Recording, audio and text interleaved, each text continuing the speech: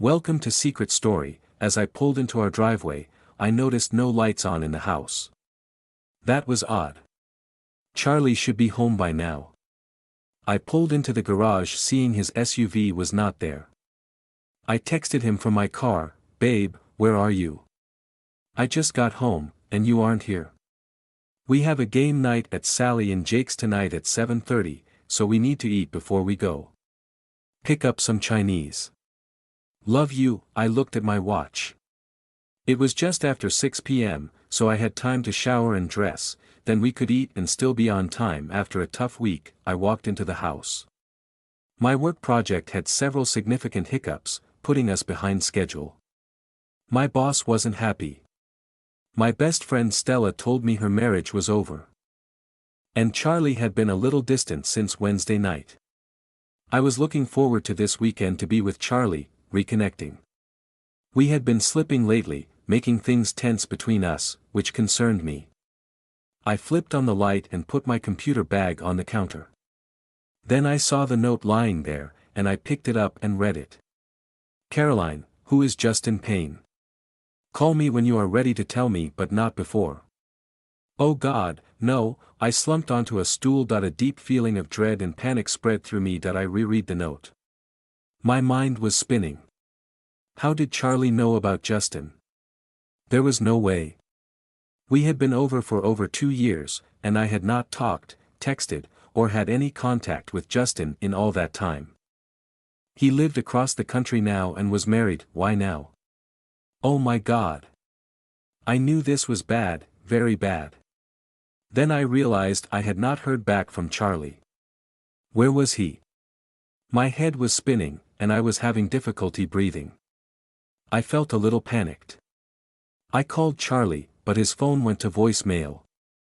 "Call me, please, call me." Earlier in the week, on Wednesday, I left early from my office at Stanfield and Associates, attorneys at law. Over the past few months, I have cleaned out a storage unit that we rented for our stuff while building our house. Now that we have moved in, I closed out the rental on the space and cleaned all the other boxes. Most of them were full of junk that we didn't need or want. But to ensure we didn't throw away any family pictures or things we may want to keep from our college days, I went through the boxes and junked most of them. I had found a box full of journals Caroline had written over the years. I was tired, so I sat back to drink a bottle of water and flipped through several of them. Most of them were over 8 years old. They were about her college life and some of the guys she dated. Not like a diary, she didn't write details. Reading excerpts was enlightening, and I saw Caroline as she developed into the woman I know and love today. I finished the bottle of water and picked up one last journal. Written on the front was 2018 to 19. It was the only journal I had found that Caroline wrote during our 5-year marriage. I was conflicted. Should I read this one? The others were all years old before I knew her. My curiosity was just too intense, so I opened it. After reading several pages, I was sorry I had looked at it. I was so angry I threw it against the metal wall of the storage unit, making a loud noise. My eyes filled with tears. Suddenly I was overcome with sadness and anger, a potent mix of emotions. That I had just read that my Caroline had an affair with a man, just in pain. I only knew what Caroline had written in this journal, and she wrote more graphically about their relationship than she had before, describing their many times together in bed. I forced myself to read more pages and discovered their affair had lasted over a year. Caroline had written details, describing their torrid love affair graphically to any reader. I slumped back, thinking about what I should do, but I had no idea. It was clear from her writings that Caroline loved me. She wrote further that her fling with Justin was purely physical and that her only true love was me. Reading further, I learned their affair had ended a couple of years ago. Jesus, I was shocked by this. My Caroline had cheated on me, giving her body willingly to another man while we were married. We were so in love, and we had planned out our future together, so I was confused about how she could have done this to us. Caroline violated our marriage vows that we had pledged to each other for life. The woman I love had betrayed me repeatedly, and she had broken my heart. That my first thought was that our life together was over, but I also thought this was in the past, so, just maybe, we still had a chance. That I closed the storage locker and drove to the dump, trashing everything but the journals, and I took them home to read again later. That I drank 2 beers and thought about what to do next.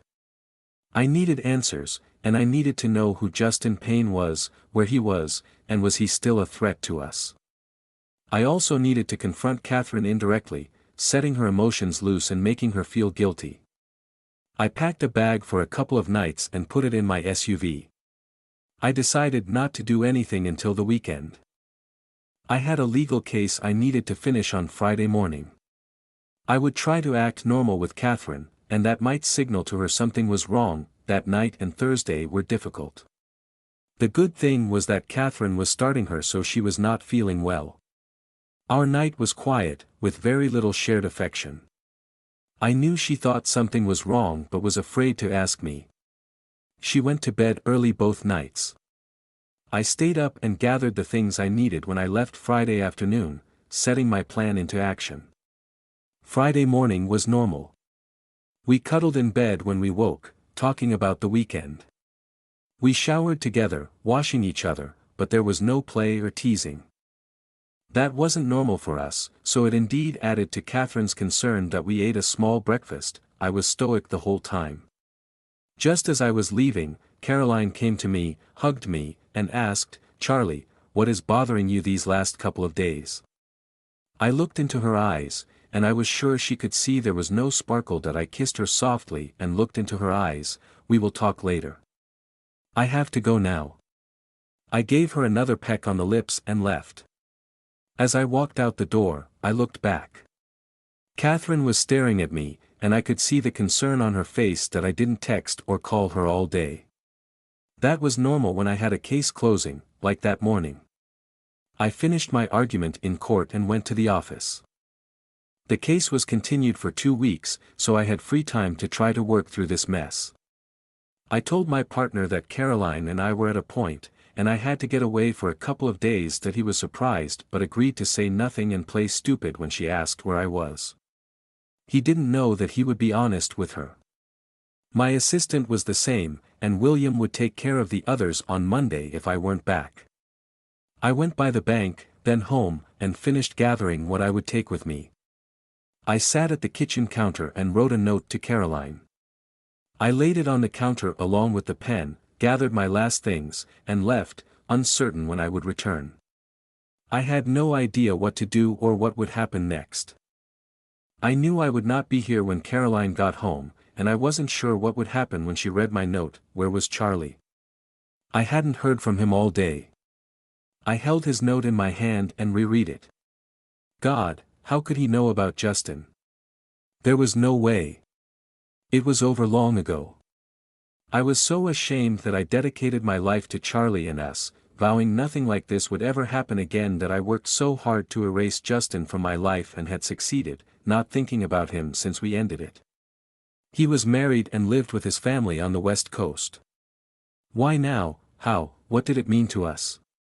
God, please don't let my stupidity and selfishness destroy my beautiful husband and our life together. I had to clear this up before it all blew up into a tornado and destroyed our life. My call went to phone mail. Charlie, come home. I will tell you about Justin. Just please come home now. I love you. I poured a glass of wine. My hands were shaking so badly that I almost spilled them. That I waited, but there was no response, text, or call back. I packed the things I would need, some food and clothes, and put them all in my SUV. There were 8 or 10 more journals that I had not read, so I took all of them with me. The last one in the box was from 2019 to 20. I had to read that one. Once packed up, I headed out. That I needed Caroline to worry, feel fear and loss, and I wanted her to suffer over what she had done and feel my pain. Then we could talk and see what was next. 2 hours away in the Pocono Mountains, I headed to my family cabin.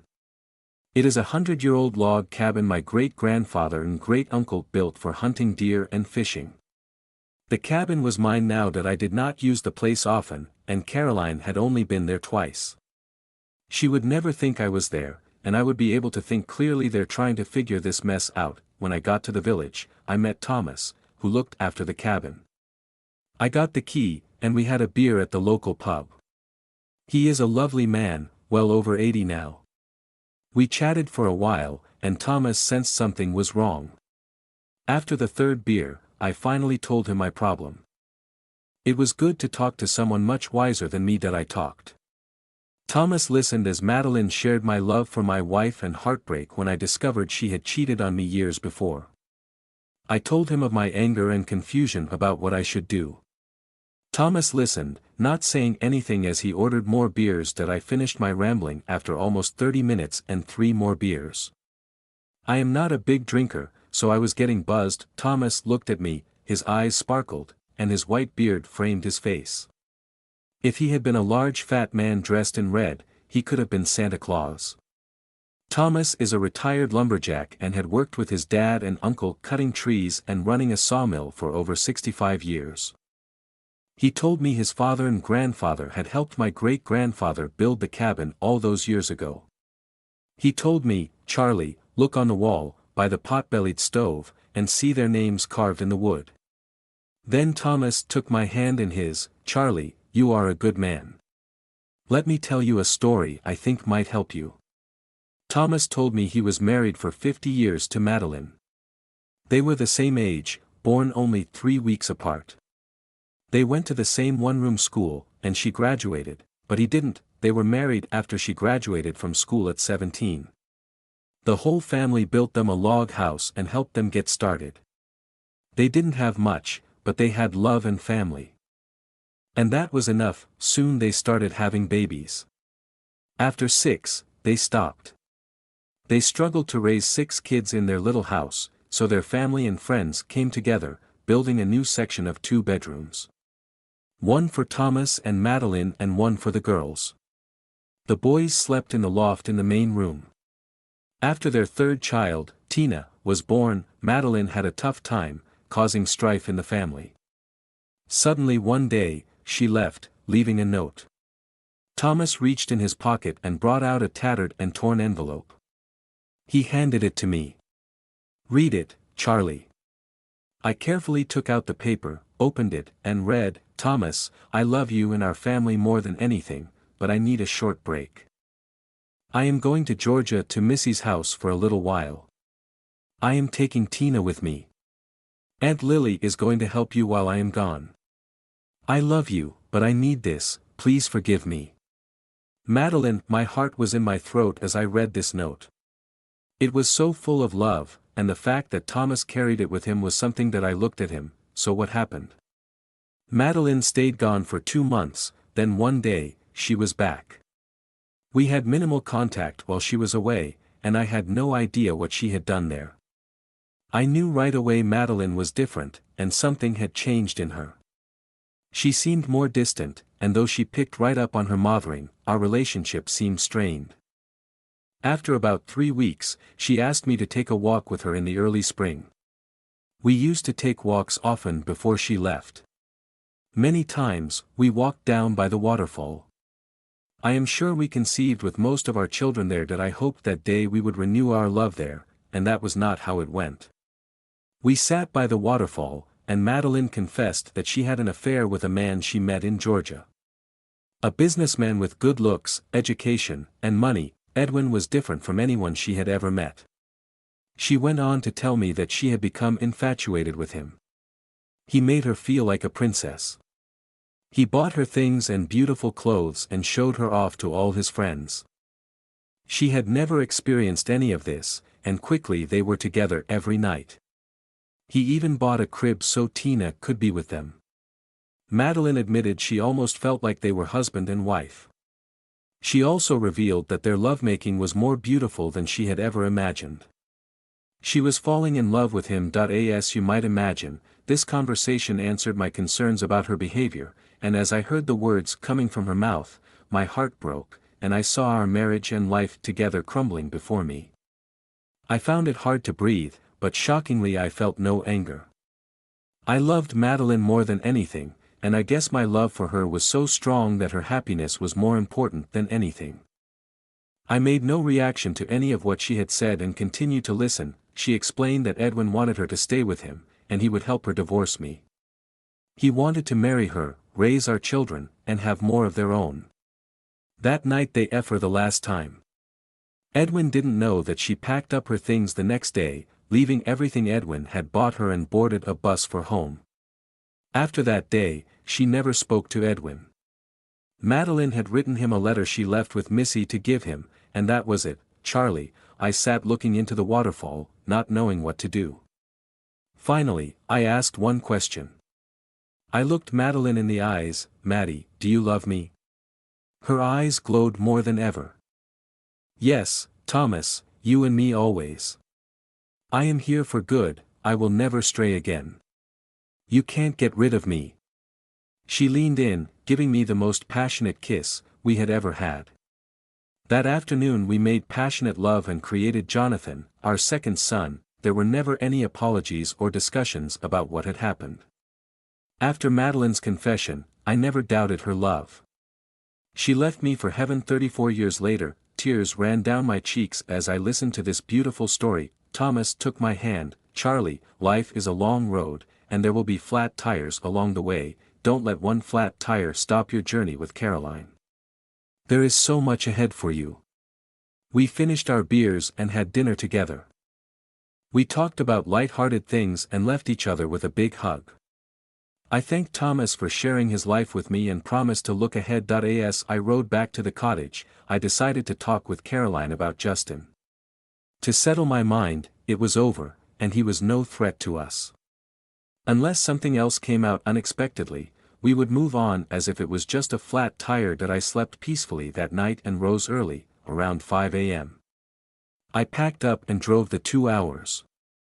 I parked down the block and snuck into the house, taking off my clothes as I made my way to our bedroom. The door was partially closed, and I looked through the crack. Caroline was sleeping in her clothes, twisted up in the covers. She must have had a hard night, which was a good thing. She needed to feel the pain I felt, but from a different angle. I moved to the bed and lay beside her. Caroline stirred and quickly sat up, seeing me on the bed in my shorts and t-shirt. She sat back and rubbed her eyes, then started to cry. I let her cry, not soothing her. She had to come to terms with what she had done and tell me about it in her own time. I am back as you requested. Now you need to talk to me. So, dry your eyes and tell me about Justin Payne. I sat back, resting against the headboard. Caroline quickly left the bed for the bathroom. Coffee, please, then I will talk. She left for the kitchen. I went to the bathroom. Washed up, peed, and wore a similar robe, courtesy of the Four Seasons, Maui. I walked into the kitchen as Caroline popped a second cup into the Keurig. She did not turn to look at me, and I was sure she was in turmoil, as she should be. If things go as I hope, I will not make this any more painful than it is already.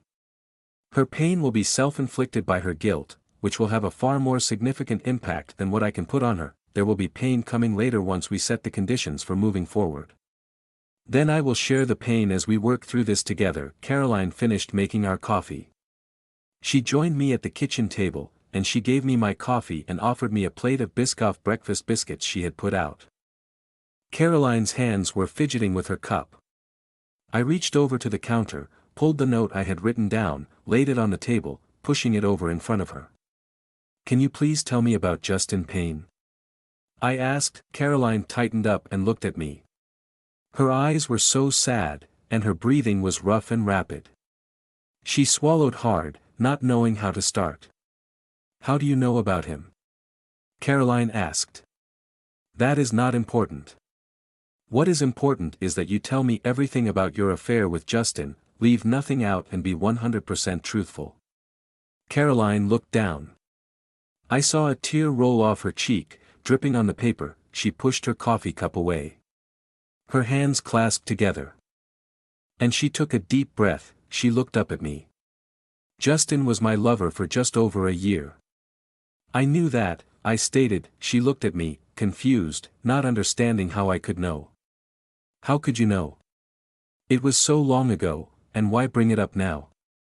She asked, I will explain later, but first, let's get down to it. I am getting a little irritated at the dancing around. We are not leaving this table until I am satisfied that I know it all. Do you understand? Now tell me about Justin Payne and my wife, Caroline Phillips's affair. I said firmly with a bit of anger in my voice. Caroline looked at me. Her eyes opened wide as she heard the change in my tone. I hope it clarified I was dead serious. And she needed to get on with it. She took a swallow of her cooling coffee and cleared her throat. Justin Payne was an old friend I met in college. We dated a little, but we were more just buddies. He and I could never be together for real. She started. Once college was over, he moved to Seattle for his job, and I moved to Philadelphia for mine. That was the end. I never heard from him again. But someone had shared a post online that he had gotten married. I was happy for him as you would be for any friend. 6 months later, I met you. We dated and married a year later. That was the happiest day of my life. We started our life together, and it was beautiful.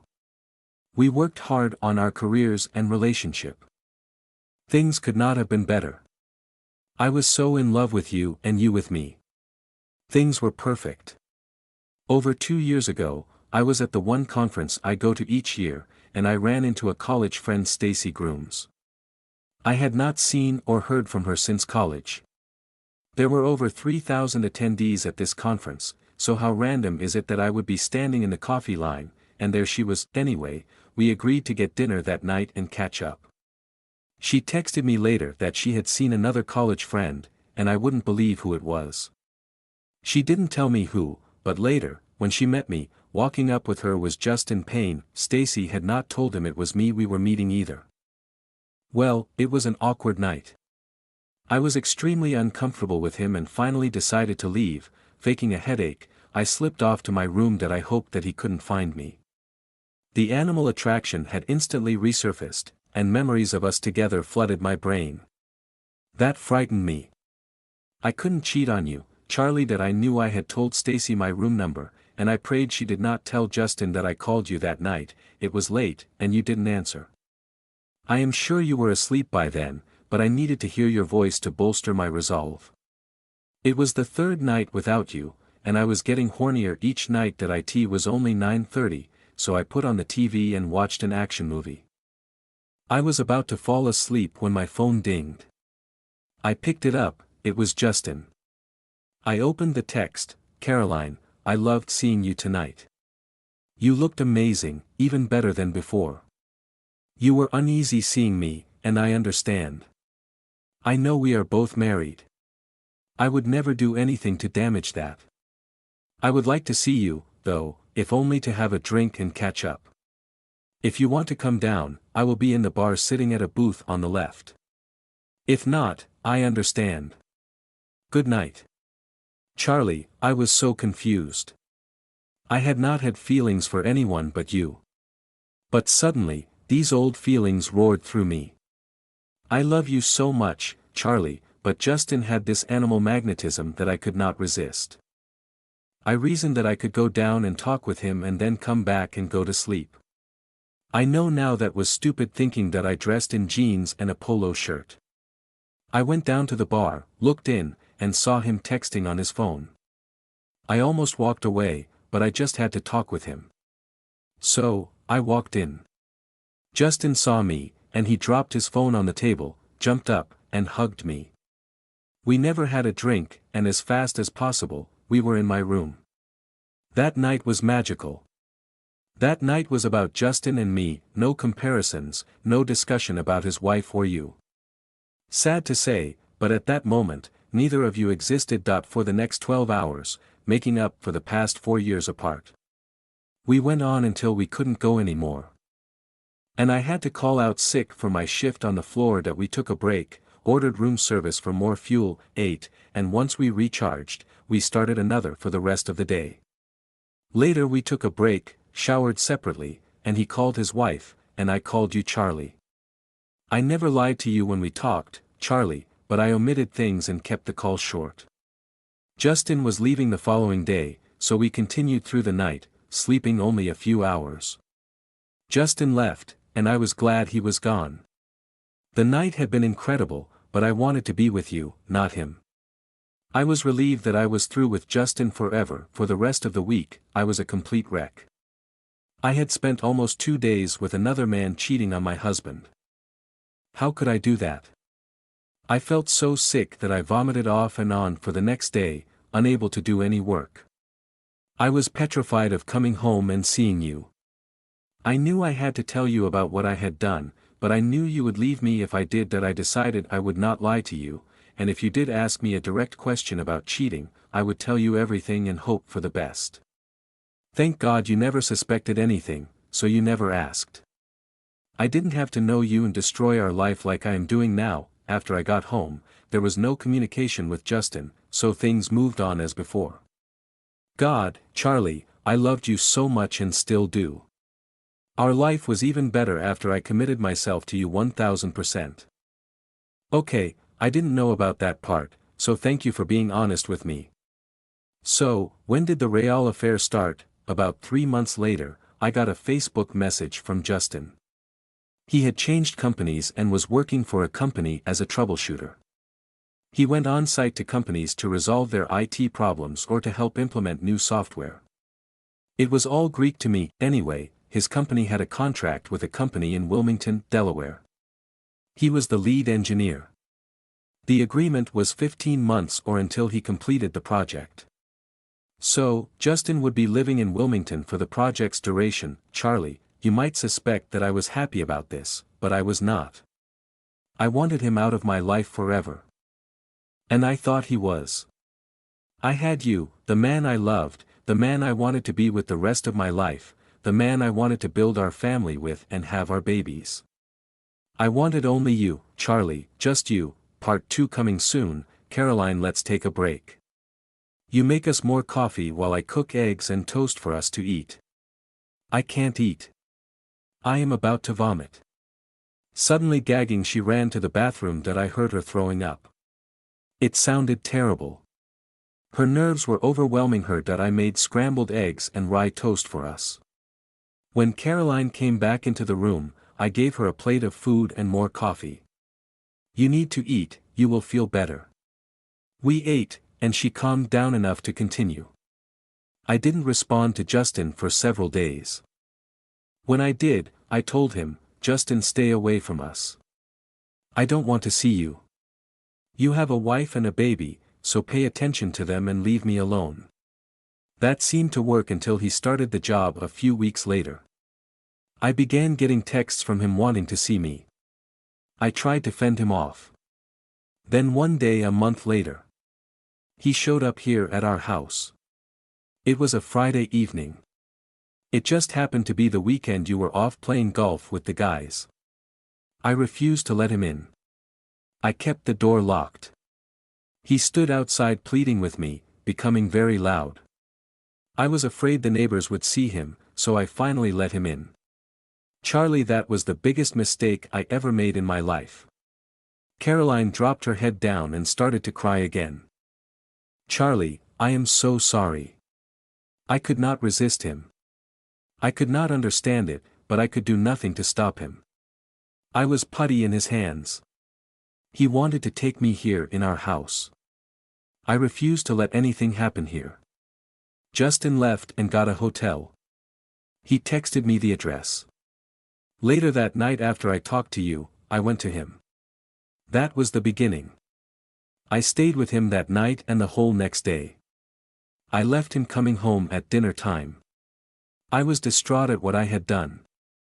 I vomited all night and the next day. I finally got it together late Sunday afternoon before you came home. If you remember, I was in bed and told you I had a stomach bug and could not be around you. You took care of me, helping me through what you thought was a virus, but in reality, I was a cheater, living through the aftermath of what I had done. My level of shame was like nothing I had ever felt. I was a useless that cheated on my loving husband. Even so, I couldn't stay away. He called and I went. Over the next few weeks, I saw Justin 4 times, then it was once a week for a year. The only weeks we didn't see each other were when he went home to his wife, or we were away. It became routine. My shame level was still there, so I worked hard to ensure you never knew anything was going on. Charlie, I have never sacrificed you for Justin, never. You always came first with me and always will. It was such a crazy thing. I thought I was losing it. My love for you was the only thing that kept me sane. I was living another life during the days I was with Justin. It was never a long time, only for a couple of hours of powerful, then we were done. It was fun, but as time went along, I enjoyed it less and less. We had both grown tired of it and were both happy it was over once his contract was up. I promise you, Charlie. I never once contacted Justin asking to get together with him. Justin always initiated what we did, he was in control. On our last day together, before Justin left, he me for 3 hours. I really didn't enjoy it. I took his phone from him and erased my contact information, every email. And every text string. Then I looked him in the eyes, and told him, never call me again, this is over. I dressed and walked out without another word being spoken. Charlie, that was 2 years, 3 months, and 11 days ago. I have felt guilty and ashamed every day since. Not because of missing Justin. No, it was because I knew I had cheated on you. I also knew that somehow, someway, you would find out, or I would eventually have to admit it to you one day. That has haunted me every minute of every day for all this time. Caroline dropped her head onto her crossed arms on the table, sobbing.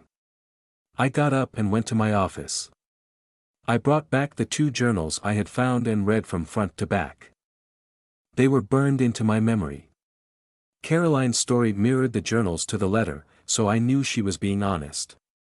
I was pleased with that and felt she wanted to come clean, whatever the ramifications were. She had to clean her soul. That I looked at Caroline. She had stopped sobbing and was sniffling now. Her whole face was sad. She was shaking, having no idea what would happen next. That I had said little in the 2 hours Caroline had taken to tell her story, and I knew all of it from her journals. She looked at me, what is in the bag? We will get to that in a minute, Caroline. I have listened to you and believe you. You were so weak for Justin, he could control you. As time went along. Just the thrill only. I also believe that you have loved me the whole time we have been together. I was not giving her anything though. The only important questions now are, 1, how do we move on now? 2, how do I ever trust you again? 3, do I want to worry about Justin resurfacing again and destroying our lives forever? You are the only one that can provide the key to these answers. Then I will decide if I can accept your position. Caroline sat looking at me as the questions swirled in her head. I could see confusion and strain on her face. This was the defining moment and Caroline knew it. What she said now would decide our future. So, Caroline, how do you answer those 3 questions? I had mixed emotions and needed her answers. But I was fearful of what she would say. Caroline looked into my face, looking for answers. I offered none. She looked away, swallowed hard, shook her head, and sighed. I love you, Charlie. I think I have loved you since the first day I met you. I never wanted anything to ever come between us. But unfortunately, what I did years ago has done exactly that. Right now, you may hate me. You don't trust me. You don't know if you love me anymore. Even though it was years ago and until now had no effect on our relationship. I still did it and it was 100% my fault. I have no real excuse for what I have done, or do I have any real reason for why I did it. What I do know is, what I did was not because of anything you did. Or didn't do, for me, to me, or about me. You have been the perfect husband and partner. I could never have found another man that could fill your shoes or our bed better than you. Caroline paused, took a swallow of water. Her eyes were almost dead. She started again. The answer to question 1 is up to you. I think back to 2 days ago. We were fine, better than fine, we were great, that day and every day before, all the way back for over 6 years. Every day was wonderful, loving, satisfying for you and me in every way. What changed? Nothing changed. Except you discovered a terrible thing that I did. It has never affected anything in our lives. I never treated you differently. We had a great life every day. Until Wednesday. If I had thrown all my journals out like I had planned, you would have never seen them, and we would not be having this discussion, and the pain we have both suffered these last days would have never happened. There would be no doubt about my love for you or your love for me. There would be no doubt of my trustworthiness. There would be no 3 questions. The only question would be where we are going out to dinner tonight. During the hours that I was seeing Jason, it was like I was in a parallel universe. What happened there never crossed over into our life, so it never affected anything we did, how I felt, or had any effect on our love life. I always gave myself to you as your loving wife. Which I was, and still am today. I never held back, I never thought of Jason when I was with you. I never compared the two of you. You were, no you are, my husband, my true love, and my only lover now and for always, going forward. I was devoted to you then and still am, except for 3 hours a week. During that time, I sadly admit, I was Jason's. I consciously knew what I was doing was wrong, but I had no control over it. It was like I was programmed to respond to him whenever he called me. When I heard his voice, I instantly wanted him. My body reacted like he was a drug that I was addicted to. Caroline's had tears in her eyes again, that slowly rolled down her cheeks. She brushed them away with the back of her hand. Understand, I am not making light of what I did. I must ask you, can you honestly tell me that at any time in our marriage during those years when I treated you any different than I treated you the rest of the days we have been together? So, Charlie, I ask you what you would answer to question 1. It was a fair question at this point, because if I felt that we could not survive, the other questions were meaningless. That I looked at Caroline, studied her face, looked at her hands fidgeting on the table, desperate for my answer. I love you, Caroline. I have always loved you and I imagine I will always love you. I have a tough time understanding how I could have not sensed something was happening for over a year. How could I have been so blind, or was it really that you disassociated yourself from us for the hours you were with Jason so effectively? How could that be? How do you do that? How? I knew it was a rhetorical question, for there was no honest answer. Caroline just did it. That I looked at her as she started to cry harder now. Her hands covered her face as she realized her greatest fear was seconds from coming true. So Caroline, how do we get by this and move on? Is that possible? I must ask you. If the table were turned and you were sitting where I am, what would your answer be? I sat back, leaving it to her to answer. Caroline dried her eyes and blew her nose. She looked at me and took a deep breath. Charlie, it is impossible to answer that question. I don't know how. I am not you, I do not feel the hurt I have put on you. The hurt I feel is for doing this to you, to us. All I know is that it is 2 years in the past. It will never happen again. Jason Payne is dead to me. You are my husband, the man I love, and will always love. I know I could never walk away from you, ever. Tears flowed again. Caroline paused. Charlie, let me try to put it another way.